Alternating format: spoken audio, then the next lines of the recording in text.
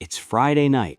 Your parents just ordered Pizza Hut over the phone. Yes, an actual phone, not an app. Your mission? Pick the entertainment for the night. You walk into Blockbuster. The fluorescent lights hum. The carpet smells like nostalgia and probably nacho cheese. The newest release? Already gone. So you settle for second best. But honestly, half the fun was judging movies purely based on the cover art. Back in 1985, Blockbuster opened its first store. Before that, video rental was like the Wild West. Mom and pop shops had like 3 copies of Die Hard and a mysterious back room you definitely weren't allowed in. Blockbuster changed the game. Neon blue shelves, thousands of titles, and a computer system that actually knew where your copy of Space Jam went. By the early 90s, Blockbuster was the place to be on Friday night. Honestly, it was the original Netflix, except you had to put on pants. Here's how it went. You'd pile into the car, sprint straight to the new releases wall, and pray that one lonely copy of Jurassic Park wasn't already rented out. Spoiler, it was. Then came the negotiations. Dad wanted action, Mom wanted rom-com, you wanted cartoons. And somehow, you all went home with Beethoven's The Second. Returning tapes? Another adventure. Forget to rewind it, and boom, the infamous Be Kind rewind fee. Forget the fee, returning an unrewound tape was basically a felony in the 90s. But the real jackpot wasn't movies, it was the games. Nintendo 64, PlayStation, Sega. Renting GoldenEye 007 on a Friday meant you weren't seeing daylight until Monday. And if the last copy of Mario Kart was gone, you ended up with some random game like Shaq Fu, which, looking back, was cruel and unusual punishment. In 1995, Blockbuster leveled up, literally. They launched the Blockbuster World Video Game Championship 2.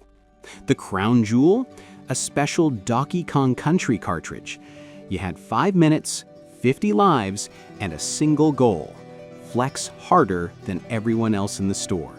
Picture dozens of kids sweating bullets in oversized denim shorts, all trying to prove they were the Donkey Kong King. Not to brag and all, I had the highest score at my store for a little, which was bragging rights for my brother and friends. Unfortunately, my high score was short-lived. Winners got trophies, free rentals, and eternal playground bragging rights. Today, those competition cartridges sell for thousands. Proof that hoarding actually pays off sometimes. By the mid-90s, Blockbuster was unstoppable. 9,000 stores, $6 billion in revenue. Even celebrities rented movies there. Imagine bumping into Tom Hanks while you're holding a VHS copy of The Mask. The aisles, the candy, the sheer pressure of picking the right film. This was Netflix, Disney Plus, and DoorDash rolled into one building. But every empire has its downfall. For Blockbuster, it was 3 things. First, late fees. They made $800 million a year just from punishing forgetful people. That's not a business model, that's highway robbery. Second, technology. DVDs showed up, red box kiosks started popping up like mushrooms, and third, Netflix. In 2000, Netflix walked into Blockbuster's office like, "Buy us for $50 million. Blockbuster laughed. Actual quote, "That's a very small niche business." Fast forward a few years, and Netflix is streaming everything under the sun, while Blockbuster is streaming bankruptcy papers. By 2010, Blockbuster was gone. Well, almost gone. Today, one store survives in Bend, Oregon, like a VHS version of Jurassic Park. People visit not just to rent a movie, but to relive the ritual, browsing, debating, rewinding. Streaming may be easier, but scrolling Netflix will never feel like snagging the last copy of Die Hard on VHS. So, the next time you binge Netflix, pour one out for Blockbuster. They walked so we could chill.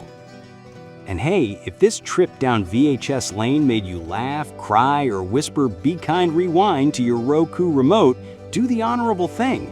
Like this video, subscribe, and hit that bell like it's the last copy of Die Hard on a Friday night.